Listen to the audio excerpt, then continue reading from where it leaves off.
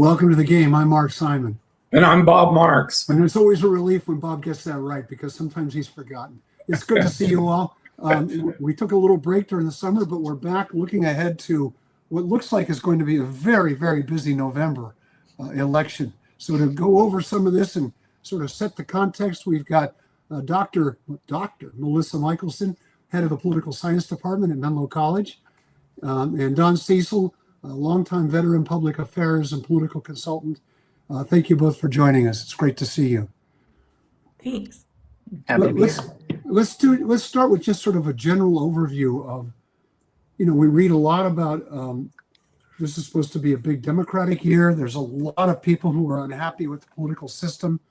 What is your sense of, as we head into November? It's a little early still to be too precise, but Melissa, starting with you, what is your feeling for what kind of voters are out there, what kind of mood they're in, and what sort of sense they're going to have of what's going on here? Yeah, I think voters are very disappointed with how things are going. Trump's approval ratings are very low, but at the same time, they're not so happy with the Democrats either. And there's a lot of negative sentiment out there about the Democrats. And so what I think is the most interesting thing that's going on this year is we've seen some recent successes by Democratic Socialists. We've got a couple of races going on around the country where it's going to be a Republican against an independent. And, just to what degree can the Democratic Party repair its image and take advantage of the president's party being down in the polls, which traditionally would mean a great year for Democrats? And to what degree are they going to have to be pushing back against also negative sentiment about Democrats? Don, you're close to the local politics in San Mateo County. Do you get the same sense from the county that there's a widespread dissatisfaction with the status quo? Mark, I say this often. Every day is an assault on one's sanity in this country. Every day, right? You wake up, however you consume your news, you're bombarded with something new, something more catastrophic. The economy's worse, whatever the case may be. And then you have to reconcile that, hopefully, but this is not true for everyone. You have to reconcile it with, but my little life is still okay, right? I'm employed, my spouse is good. In my case, my mother's still, alive and kicking. And it's hard because every day is this challenge of how are we going to get through this? And I think whether it's a local level, whether it's a national level, whether it's, the Democratic Party or the Democratic Socialists, people want people to listen, right? They want people to listen, to acknowledge that things are tough. There's a lot of anxiety. The economy is real. And I'm not sure that voters are focused on whether someone is a D or a Democratic Socialist. I think they're focused on, hey, this person is actually saying something that I care about, that I want my leader to be saying and fighting for. Is the socialist label, which is what the Republicans would like to turn it into, is it a plus or a minus? Are people, we have a long history in this country of swinging to the left, swinging towards socialism in terms of our politics, although it's been a long time since Eugene Debs was on the ballot. But is that a plus or a liability, Melissa?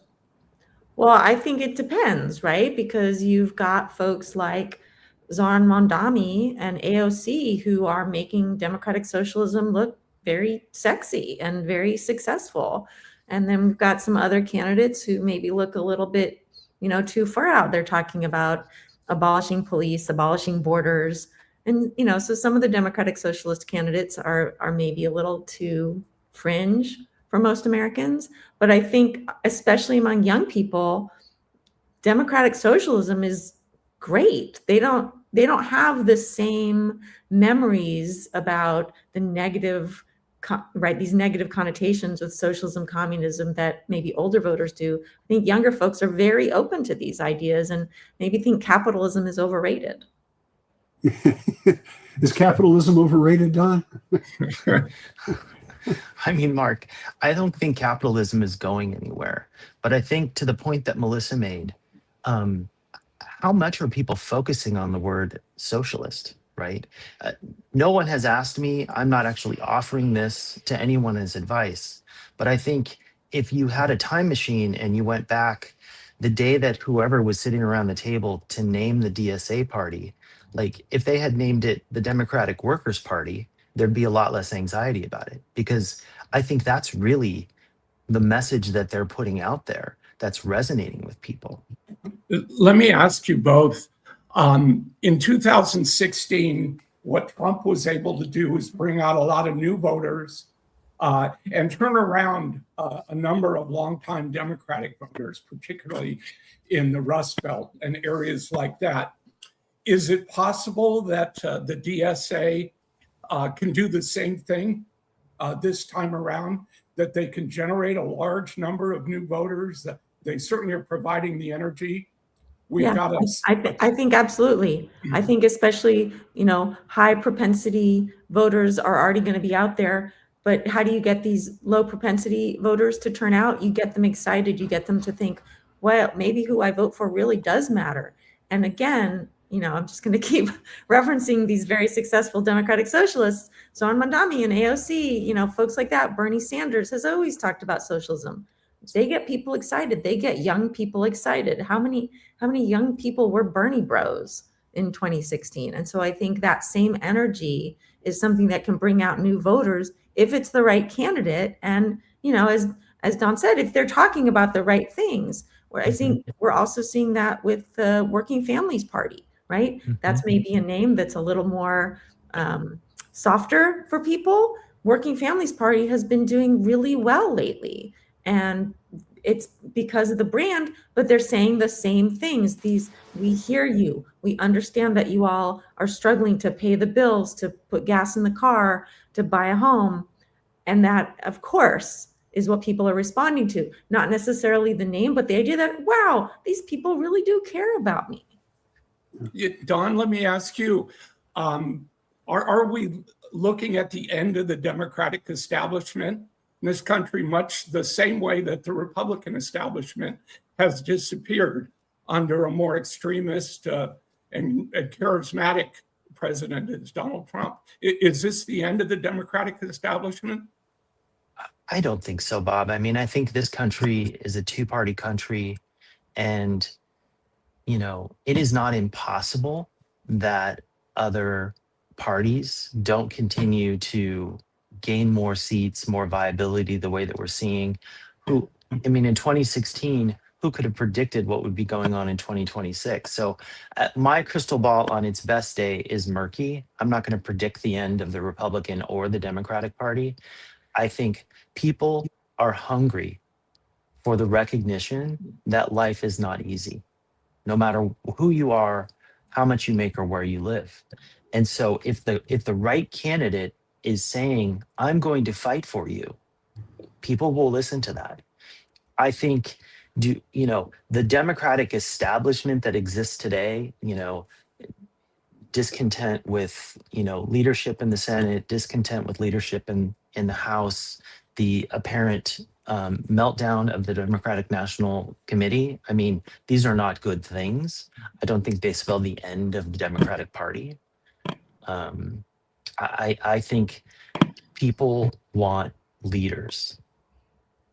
Well, the highest profile issue on the November ballot, and it's a question, this is a litmus test for the very issues you're talking about, is a proposal to tax billionaires.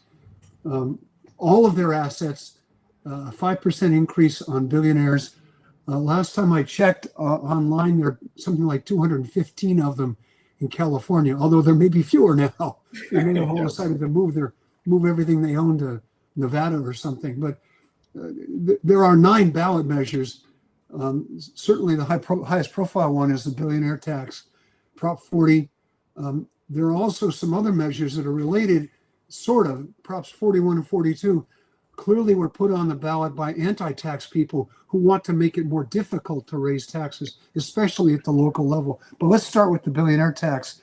What's your sense of that? There's a growing opposition to it, and SEIU, one of the more aggressive and more progressive unions in California, is beginning to look like it's sort of all on its own on this issue. Melissa?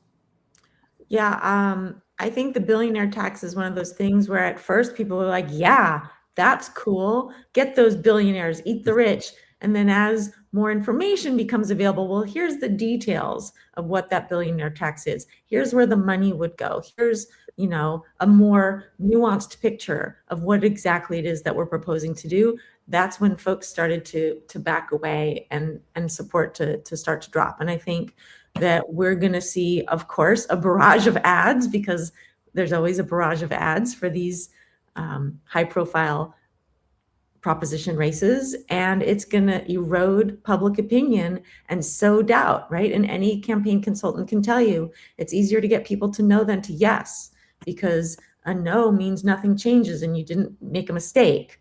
And so I think this is a vulnerable proposition. And I think a lot of people who maybe agree that billionaires shouldn't exist, or that there are problems with the growing disparity in wealth in this country, and that we need to reform the tax laws, et cetera, that you can still pretty easily nudge those people to no because of doubts about the details of this bill. So I predict a very, very expensive race, and that the proposition will fail. Don, the fact that it even got on the ballot, taking into account that the signature gathering process is a business, not a grassroots effort. But I think my sense is that it did capture, at least at the outset, this dissatisfaction that we're talking about, didn't it? I think that has to play in on some level, Mark, but if you have enough money, you can qualify anything for the ballot. And that's if you think something is a good idea or you think something is a bad idea. In California, our system is structured so that if you can hire the right consultants to go out and do the signature gathering, you get on the ballot. I agree with everything that Melissa said. I think I would also say, there was an effort at one point, I can't remember if it was actually on the ballot or not, to split California into 6 different states, right? That was Tim Draper's proposal, yeah. That's what it was, right? It was pretty boneheaded, I thought. But. Well, I think simplistically, you can think, maybe that makes sense, right? We've got, coastal and northern and southern and central and whatever. I think we are a very complicated state with a lot of different perspectives and constituencies, and the list goes on and on and on. However, I think we are still a state, and no matter what our differences are or how we perceive things, I think most of us are proud to be the state of California, all that we have to offer, all of the warts and the benefits. Wherever we are today in the ranking of the largest economies in the world, we are still a special place. And I think we have a smart voter base. And to the point that Melissa made, this thing I think is polling 47 right now.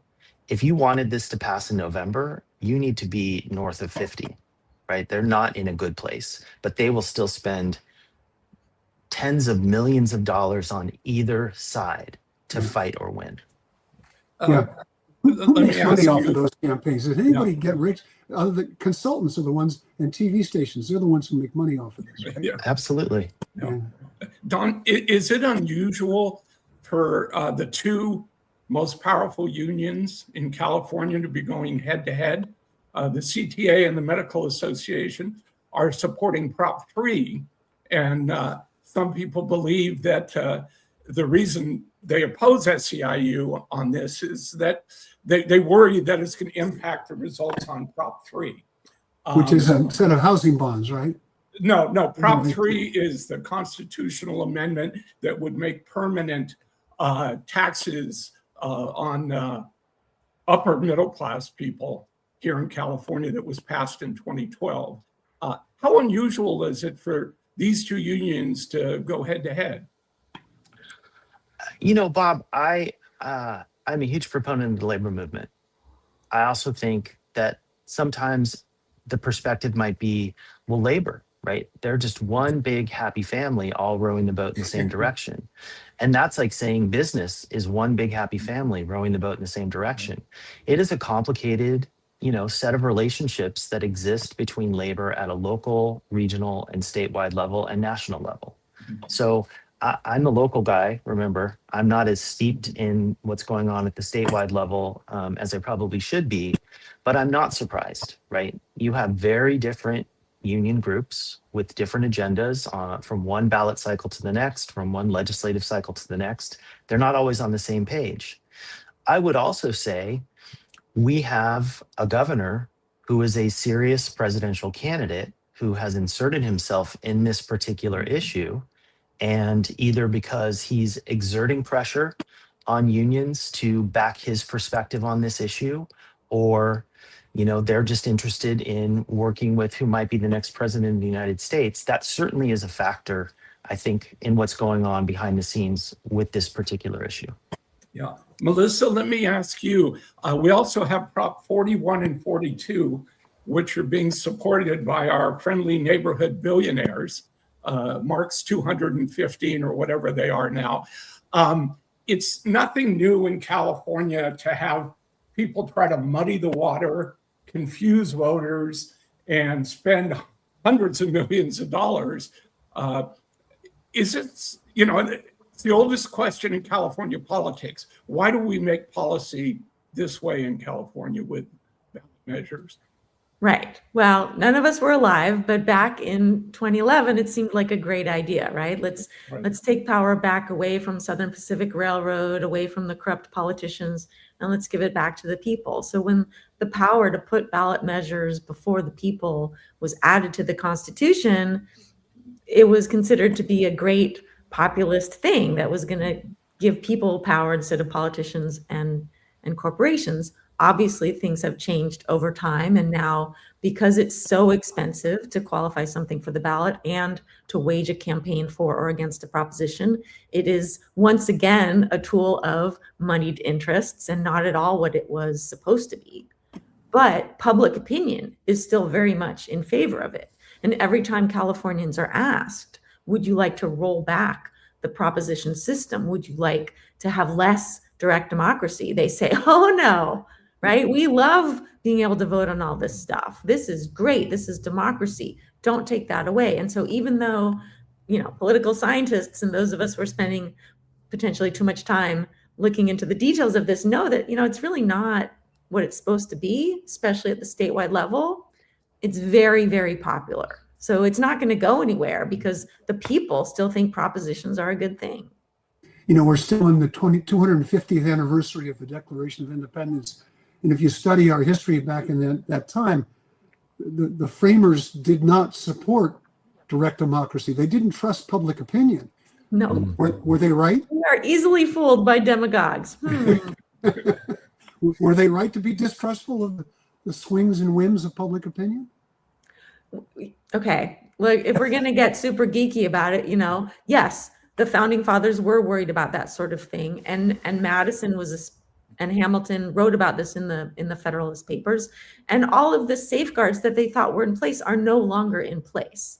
And so even the idea that you couldn't have large factions because people are so scattered in the large nation. Well, now you can get on the internet and you can have your faction meet up together in a group chat. And so all of the protections against demagogues, against people coming together to create minority tyrannies, all of the stuff that the founders thought would keep us safe, even with the limited democracy they were giving us, it's all gone. So I don't want to geek out too much, but I think, yes, the founders were right to be concerned.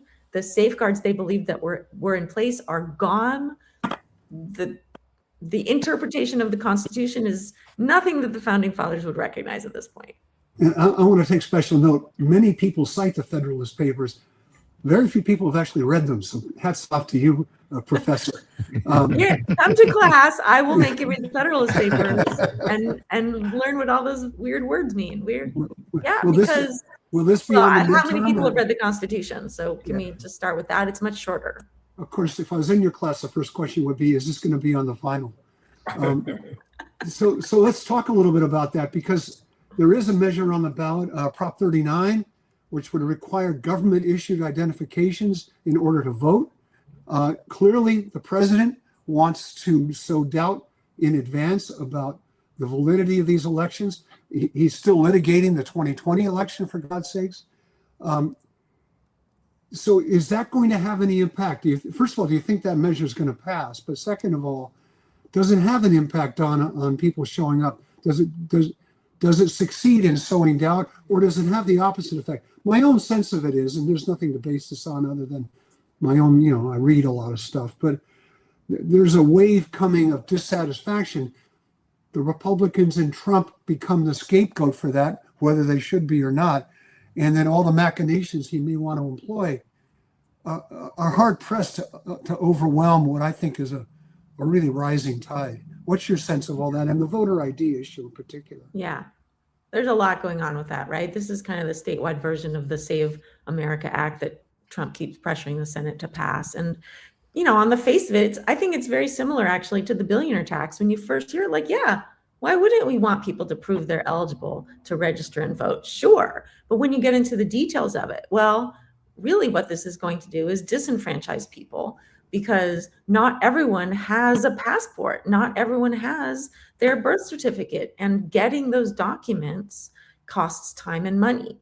And so if you are now going to be forced, in order to exercise your right to vote, to come up with documents that cost you time and money, it's kind of like a poll tax, right? So the negative ads write themselves. It's very clear that this would disenfranchise people, that this would make certain parts of the electorate concerned about being challenged at the polls, and that's going to depress turnout because nobody wants that, although mostly we're voting by mail. So as long as we're still voting by mail, that's not so much. But I think the major point about it is going to have a negative impact on turnout, in particular subgroups of the electorate, because they don't have the documents they would need, and they don't have the time and money to get those documents. Don, your thoughts in particular about the thoughts I had about the sort of rising tide of dissatisfaction, that it's going to be hard pressed to stem that tide by accusations the elections are not being run appropriately. I think a lot in terms of, what does the likely voter think, right? Who is the likely voter? What do they think? How much are they tracking? How much do they pay attention? I don't think the case has been made that we have widespread voter fraud and voter abuse, especially in California. It takes too long to get the results. There's no question about that. But that is not translating into people believing that voting in California is riddled with fraud or irregularities or illegalities. So then if you're basing it on that, and the MAGA base is going to believe whatever it's told to believe in the state of California or any of the other places in this country. So then we're back to the average voter. Like, I don't think the average voter wants to make it hard for anybody to vote. I still think we believe this is a good thing. Voting is a good thing. It's a fundamental right. I don't want to make it harder for anyone to vote. Well, shouldn't we make it harder, Don, for people who aren't here legally? I mean, California has made it easy for anybody to vote. We've made it easy for anybody to register. Right. But most people who register who shouldn't have understand that they're not supposed to vote, right? If you're here and you're not a citizen, you're not going to just go out and commit a felony so you can cast one vote in an election where your one vote probably isn't going to make the difference. There is a problem of people registering, and we have people registered who can't vote, but we don't have a problem of those people voting, right? They know they're not supposed to vote. Maybe they checked the box when they got their driver's license, but they're not voting. Yeah. Of course, we have the situation in New Jersey where over 6,000 non-citizens were registered to vote, and 400 of them actually did vote.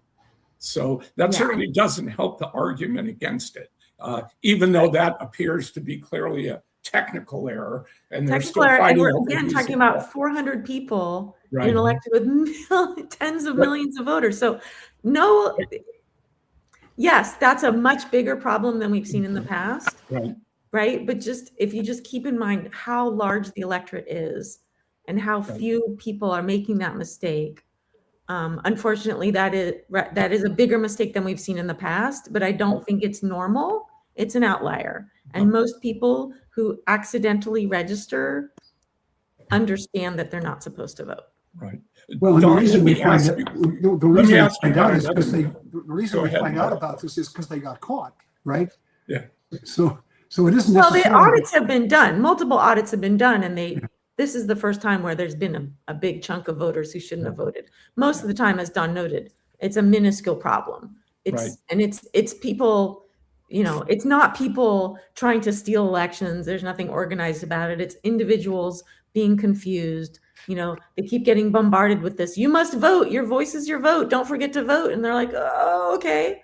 But it's not like a conspiracy of non-citizens being directed by Soros to go and throw elections, right? So I do think Trump will use the failure of this proposition, the failure of the Save America Act as a talking point when responding to the results of the midterm elections. I think Mhm. that's an important consequence we're going to see, but I don't think these bills are going to pass.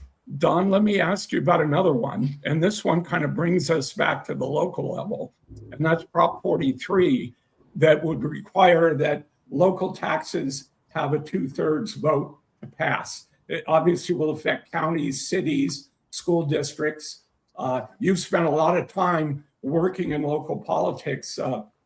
Talk about the potential impact, particularly in the environment that we're in, the economic environment where people are clearly frustrated with how much they're having to pay in taxes.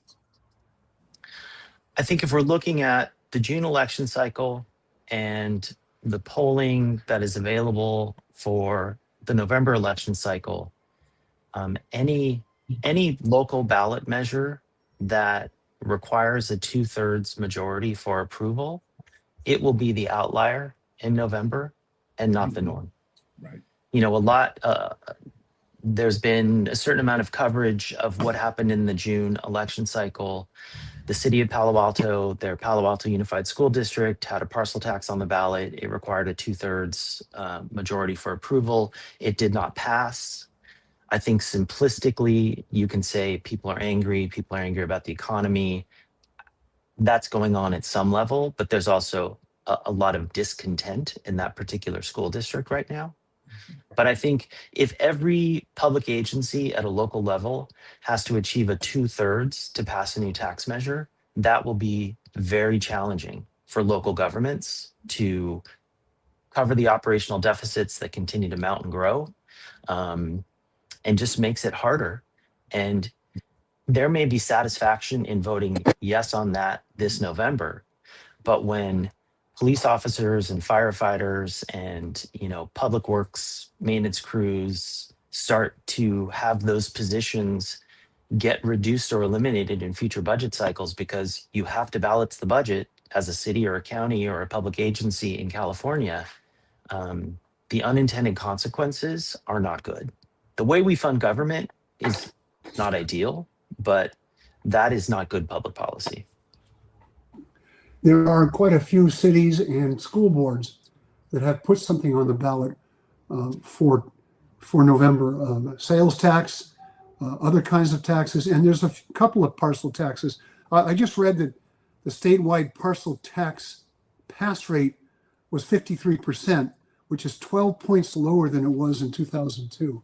So there's another indicator that there's a growing unhappiness with this. But are any of these? And Mark, I think what I might say to that is there a growing unhappiness with parcel taxes, or are we in a particular point in time where the sensitivity to taxes and one's pocketbook, the cost of filling up your gas tank, what it costs to go to the grocery store, regardless of whether you can afford to do all those things or not afford to do them, the experience of what people are going through right now economically is very real. And I think that's the sensitivity. I don't know that people think, oh, that parcel tax, that's a really bad way to raise money, as much as, I'm feeling pretty tense right now. And, this school district might have to wait until 2028. Do you see any of these simple majority ones failing in San Mateo County? There are quite a few of those. I don't. I think, the again, in June, there was a lot of air given to school bond measures, which only require 55% not passing. I think I can't say definitively those that didn't make it to 55 all sort of made it at least over 50%. But my recollection is most of them were somewhere between a simple majority and 55%, but fell short of that 55%. So I think that is the simple majority is the easiest threshold to achieve. Will there be some that don't make it? Certainly there's a possibility of that. Let's talk a little bit about the governor's race. Is there a governor's race? Oh, but he really wants their. I Well, think you know, he the really fact is wants that- there to be a governor's race, but I think it's pretty clear that there's not much going on. Right. I mean, Steve Hilton made a pretty big splash in the primary, and that helped a lot by, 27 or 28 different Democrats running, so it made their numbers look smaller. And I think that energized some of the Republican base. I think I went back and looked, and the turnout in the Republican base in the June primary was significantly higher than it has been in past years. But it was almost a false positive, as the medical term goes, which is that once that's done and it's just one-on-one, the whole system sort of reverts to what we now accept as the norm, or we not acknowledge whether we accept it or not. I mean, it's not that California has never elected a Republican governor, but we haven't done so for a long time. And sentiment being what it is, and party registration being what it is right now, there'd really have to be something super unusual to happen for Steve Hilton to have a chance. And so I think there's really no energy in the governor's race. And, they're still posting on social media, they're still putting out ads, but it's pretty low energy. I think everyone realizes what's going to happen. Does that affect turnout, Don? A governor's race is ho-hum? In this particular election cycle, I don't know that a contested governor's race was going to make that much of an impact. I think where are the exciting races? Mayor of Los Angeles, who replaces Nancy Pelosi in Congress. I think that poor Secretary Becerra is going to kind of become the governor of one of the most important economies in the world, and it's kind of a lackluster. I almost feel sorry for him, right? Not a lot of excitement about it. Well, but there was plenty of excitement that so he does get to be doesn't feel governor. too bad. And I think to Melissa's point, which none of us want, you would have to have something on the scale of the scandal that Eric Swalwell dropped out for in order to make this a contested governor's race. Yeah. And I have to say, as a voter in the state of California, I am thrilled that this is going to be the sleepy runoff for the governor's race. We don't need any more drama. But I think it does affect turnout, because there's something about a statewide race for a governor that gets people excited. And while you might have high turnout in LA for the mayor's race, for people who understand that the mayor is an important position, and there's some really hot house races where people might get excited, it does depress turnout if there's not a competitive, big ticket, top of the ticket race. And so, right, we don't have a Senate race, we have a non-competitive gubernatorial race. It is going to hurt turnout. And that's something that all those lower level campaigns are going to have to deal with to get people excited about returning their ballots. I mean, on the other hand, because we're mostly a mail-in ballot state, the cost of participating is pretty low. It would be a huge problem if we were the kind of state where you have to go wait in line. But campaigns are going to have to work harder to get out the vote, because for most people, they kind of figure, well, this is a done deal, so they don't need me.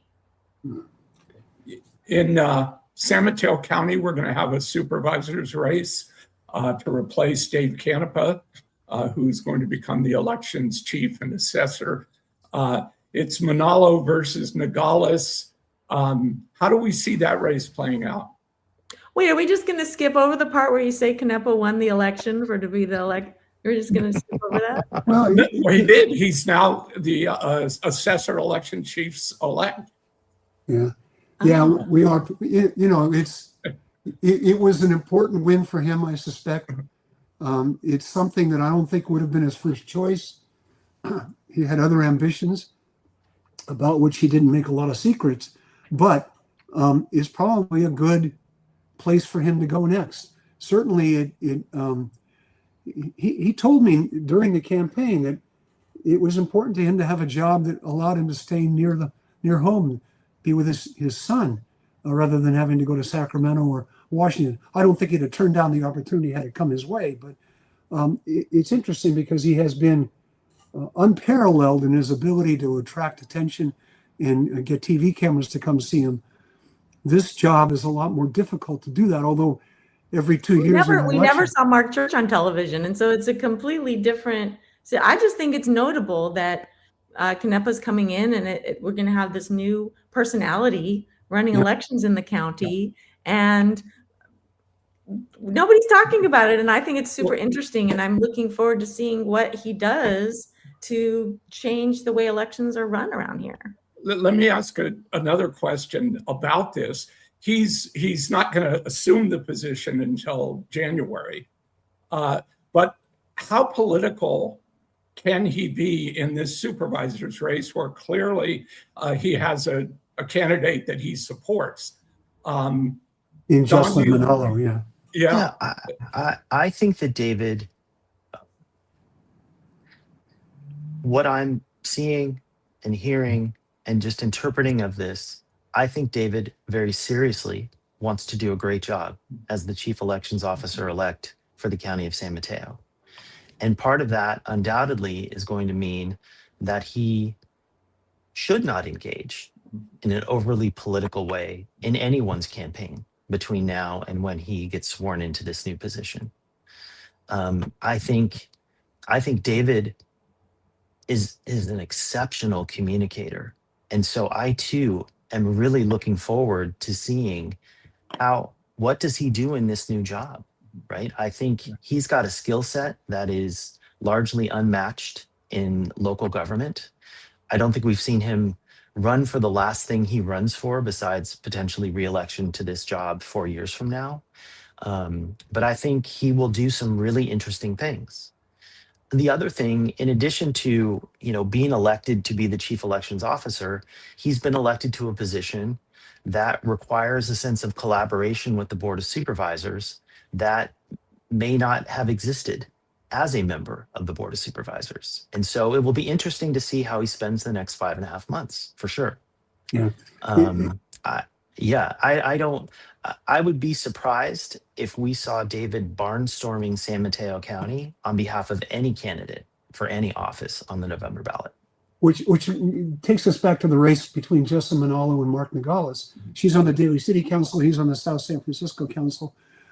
She is clearly a protege of his, and she has been coming along under his wing. She's not the politician he is, at least not yet, in terms of his ability to go out and talk to people and attract attention. I used to joke, and I'm not sure it's a joke, that he's like God. Wherever two or more are gathered, he is there. So I think it's an interesting challenge for her to try to step up to that, because I don't think that's her persona, so to speak. But also, we don't know how much of her own calculus about this race included getting significant support from David. One of the things that David has proven is that he has developed his own fundraising base that's outside the norm of other candidates, largely because of his efforts in raising his profile in the Asian community, the Filipino community in the North County. The calculus of the race itself, ever since the Board of Supervisors went to districts, is whoever's from the biggest city in that district is an odds-on favorite to win. And that would tend to favor Manalo. Do you have any sense that maybe that's not the case here? Mark Nogales is certainly already campaigning hard. Melissa, what are your thoughts? I don't have a lot of insight into this race, to be honest, so I'm going to have to pass to Don. Okay, Don. Mark, if you're just setting them side by side on a sheet of paper, right? They both served in local elected office for, a very credible amount of time. Both have been mayor of the city that they represent on the city council. Each has a strong set of, endorsements. Jocelyn has certainly been at this longer. My guess is she has raised some significant amount of money since she's been at this for a year plus, maybe even 2 years. What's interesting is if it's not already official, I would certainly guess that Mark is going to have, current supervisor, former, member of Congress, Jackie Spear. And that continues to be a very powerful endorsement. With no disrespect to Mr. Irizarry, I don't know that he knew what to do with that endorsement. I'm confident that Mark Nogales knows what to do with that endorsement. So I think I wouldn't say that it's all things being equal. I believe because Jocelyn comes from the city of Daly City, and that is the largest block of votes in this supervisorial district, there is certainly an advantage to that. And just because Supervisor Canepa is not doing outwardly visible things to support her, I would guess he'll be doing things behind the scenes to support her. That is, again, another serious advantage. But knowing Mark Nogales, Mark wouldn't have gotten into this if he didn't think he had a path to winning. And what that path is, I'm not privy to. But I think this is certainly one of the most interesting races that I didn't see coming. And whose ever strategy it was to make this a special election and combine it with the November election, that person gets, a Moment of Brilliance award, because it took this thing down to a 5.5-month sprint. And so money, endorsements, and that sweat equity of knocking on doors in a district will all have an impact on the outcome of this race. Yeah. It'll be interesting to see where Labor comes out on that one, because they have proven in the last 2 or 3 election cycles to be a significant and major player in San Mateo County politics. Maybe the single most significant one, because they bring so many resources, money, other labor unions who weigh in, and also phone banks and campaign workers. So that'll be an interesting one to see how it plays out. Yeah. Let me ask you, just steering away from elected politics a little bit. We've been asking guests on the show over the last year about how they feel about AI.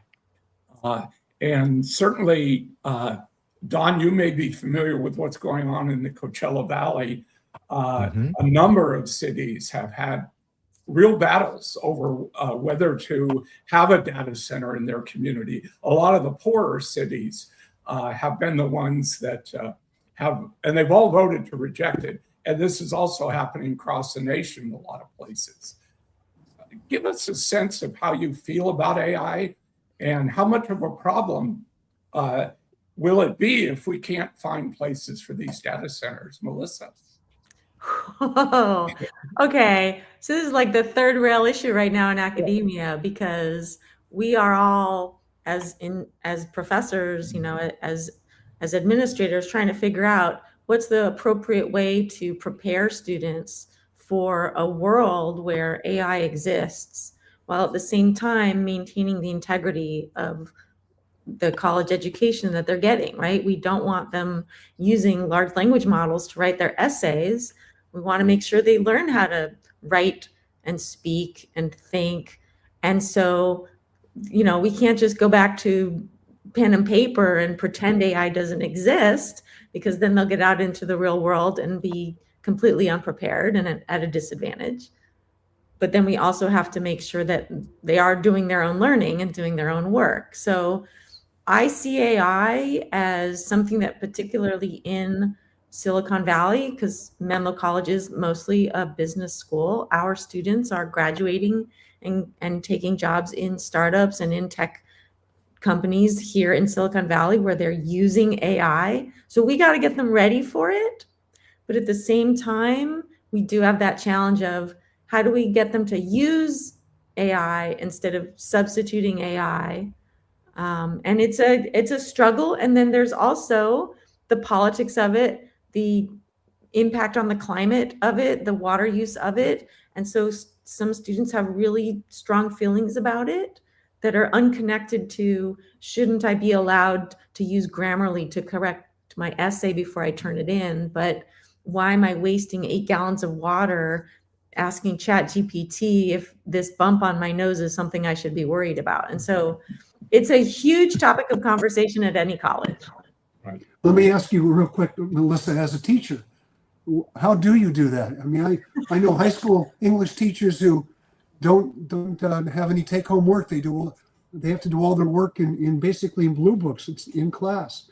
Yeah, and I'm definitely doing some of that. I'm doing some work where, no, we're doing this in class, but also all these new tools make it so that I can come up with fun assignments. So, for example, in my political marketing class, every team had a campaign they were assigned to, and they got to use those tools to make fake campaign ads for their candidate. That's something they never could have done without AI. And so they're finding ways to use AI to do cool new things. But then also there's blue books, and they give their oral presentation, and then I quiz them.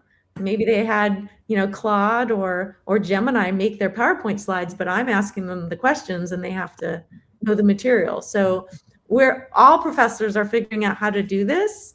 Blue books are definitely still a part of it. And Don, the data center issue has created a little bit of a stir here. There was some talk about putting one at the San Mateo County Event Center where the county fair has been held. I'm not sure where that issue has gone, if anywhere, but as a political issue, is that something that energizes people? I have to say that I have been fascinated watching the opposition to data centers grow over the last 6 months. I think it's probably been there longer, but it's hit my sort of awareness, and I am fascinated across the country that the backlash to data centers, in some ways it's tied to AI, in some ways I think it's tied to a billionaire backlash, but it is also unique unto itself. And it's sort of reminiscent of, examples of this in the past might have been a logistics center, like a large warehouse with the trucks coming and going and the Amazon deliveries, a power plant, the airport extension, new runways. I mean, this has galvanized people across this country, across the political spectrum. And I think it's a sort of enough is enough, right? And in the Coachella Valley, Bob, I think you're right. You've got this community that demographically, socioeconomically, it's not Palm Springs with starlets and fancy hotels. And people are like, wait a second, you are not going to dump this in our backyard. Yeah. Well, we've talked for almost an hour and we finally found an issue that's a unifying issue. I want to ask one more thing before we go, and thank you both for all your time. We didn't talk at all about the regional transit tax and where you think that might land. I would not be surprised, Don, if it passes. I know you worked on it on behalf of SamSETA. But I would also not be surprised if it does not pass in San Mateo County.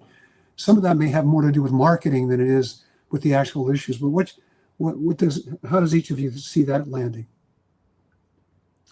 I think a lot of tax measures are going to be rejected. I think, as we talked about earlier, there's kind of a sentiment of I'm feeling financially stressed, or even if you're financially comfortable, that it just seems like you keep getting asked to approve more taxes. And so you just kind of have this sense that it's too much already. So I think the transit tax, all these other, the property taxes, all these little taxes are going to be in trouble this year.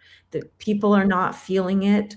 The big headline news is prices are going up, inflation's going up, interest rates might go back up again. And so in that kind of climate, I think it's hard to get people to vote yes for a tax, even for something that they support, like transit or housing or public schools. Don? Well, Mark, I'm happy to share that the campaign recently, just yesterday, the day before, released the polling that was just done on it. And the through line, which has remained steady 2024, 2025, and now with this latest poll, is right around 54% across the 5 counties that comprise the taxing district. And polling has been strongest in San Francisco and San Mateo counties. So I think there was a lot of emotion and opinions when SB 63 went through the process at Caltrain and Samtrans. But the good news is, with a well-funded campaign, we can be successful with this in November. But of course, no one knows what will happen to this country or in the Bay Area between now and November. We live in this moment of such uncertainty from one day to the next. But the good news is the poll numbers remain strong. There's a well-organized campaign, and people have a couple of perspectives on it. They value transit whether they take transit or not, and most people don't take transit. And the outcome of what happens to transit, whether it's Caltrain, Muni, BART, AC Transit, is rather unimaginable.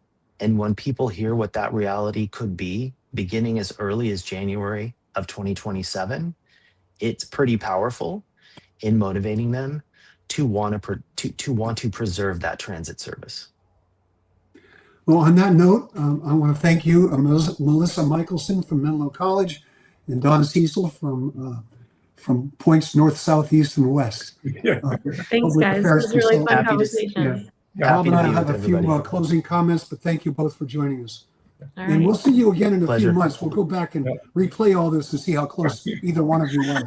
Uh-oh. Thanks. Any last thoughts, Bob? Final. No, I think we're right to obituary now.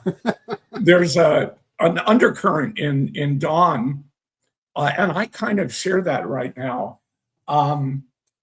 We've got some very serious things going on, particularly internationally. This situation in Iran is starting to, rub up against the Ukraine-Russia war. We've got the Saudis now coming into it. We've got the Chinese who are saying they're not doing anything, but they're supplying missiles to. I think we're at a historic point. And beyond that, we're going to have an election on Tuesday in Michigan, which is the first time that we've really seen a test for the Democratic Party between the establishment and the DSA at a statewide level in a purple state. It's pretty clear based on the news today that Al-Sayed, the DSA candidate, is going to win that race. He's up by 11 points in a poll that came out in the New York Times this morning.